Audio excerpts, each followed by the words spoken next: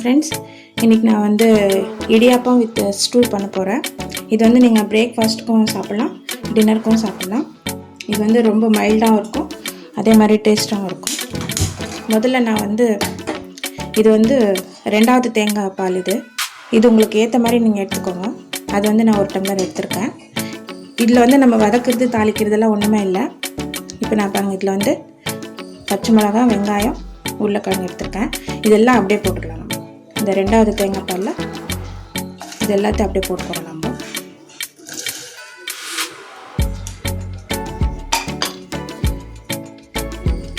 கூட வந்து கொஞ்சம் கருவேப்பிலை,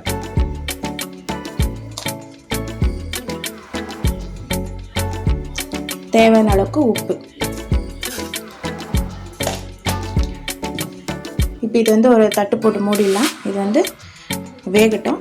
இதுக்கப்புறம் எப்படி பண்ணுறதுன்னு பார்க்கலாம். இப்போ நம்ம வந்து இடியாப்பம் செய்கிறது எப்படின்னு பார்க்கலாம். அதுக்கு வந்து முதல்ல இந்த மாதிரி ஒரு வானலில் தேவையான அரிசி மாவு போட்டு நீங்கள் வந்து ஒரு கொஞ்சமாக வறுத்துக்கோங்க. இது வானலில் வந்து லேசாக வறுத்துக்கோங்க.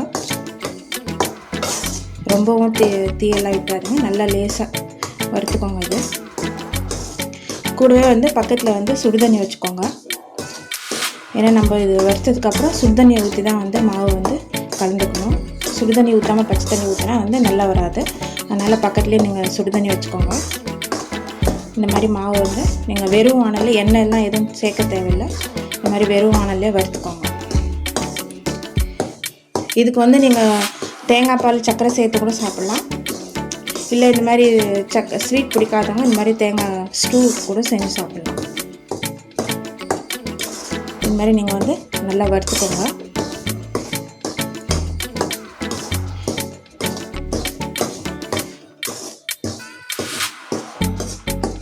இந்த மாதிரி வறுத்துட்டோம்னா நம்மளுக்கு வந்து இடியாப்பம் வந்து நல்லா வரும்.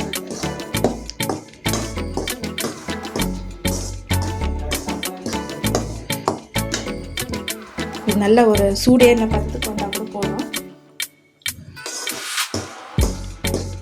இது நல்லா வறுத்துக்கோங்க.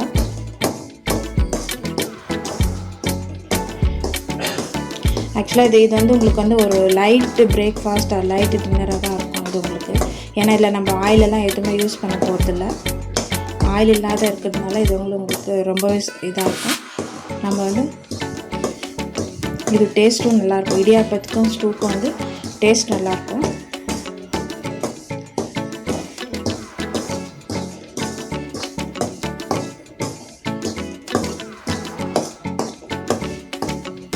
இப்போ நான் இது வந்து வறுத்தாச்சு. நான் வந்து பக்கத்துலேயே வந்து சுடு தண்ணி வச்சுருக்கேன். அந்த சுடு தண்ணி வந்து இதில் ஊற்றிக்கிறேன் நான். இப்போ நீங்கள் வந்து ஸ்டவ் ஆஃப் பண்ணிவிடுங்க.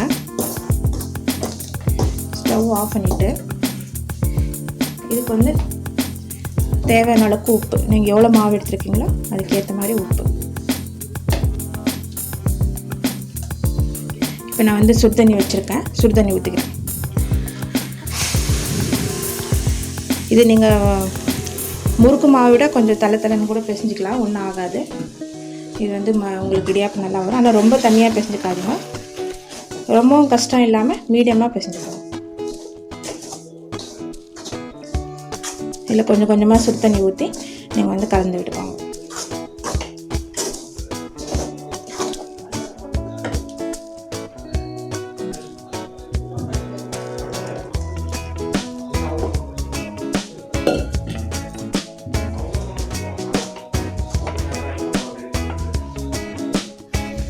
இப்போ நான் வந்து மாவு பிசைஞ்சு முடிச்சிட்டேன். இப்போ உங்களுக்கு பார்த்தாலே தெரியும், நான் வந்து தளன்னு தான் பிசைஞ்சிருக்கேன். ரொம்ப கெட்டியாலாம் பிசையல. இந்த மாதிரி தளன்னு இருந்தாலே போதும்.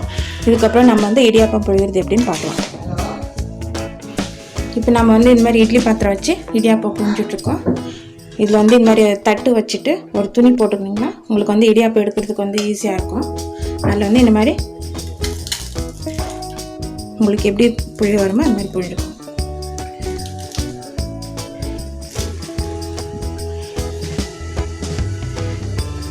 இப்போ இது உங்களுக்கு ஒரு 10 நிமிஷம் வெந்துச்சுன்னா போதும். இது ஒரு மூடி போட்டுக்கலாம்.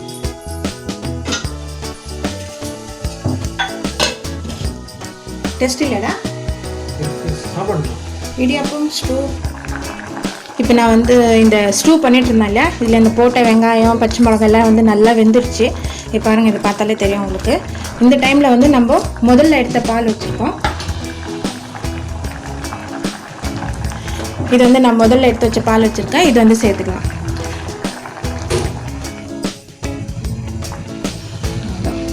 இப்போ இது வந்து ரெடி ஆகிடுச்சு.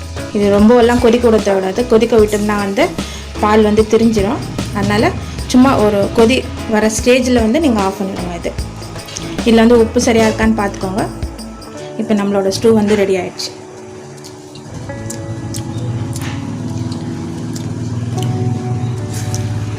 இது அவ்வளோதான். இது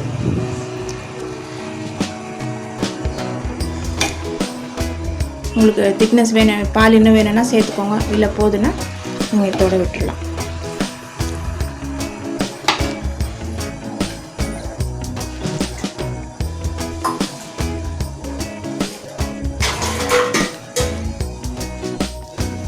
இப்போ இது கொதி வரப்போகுது.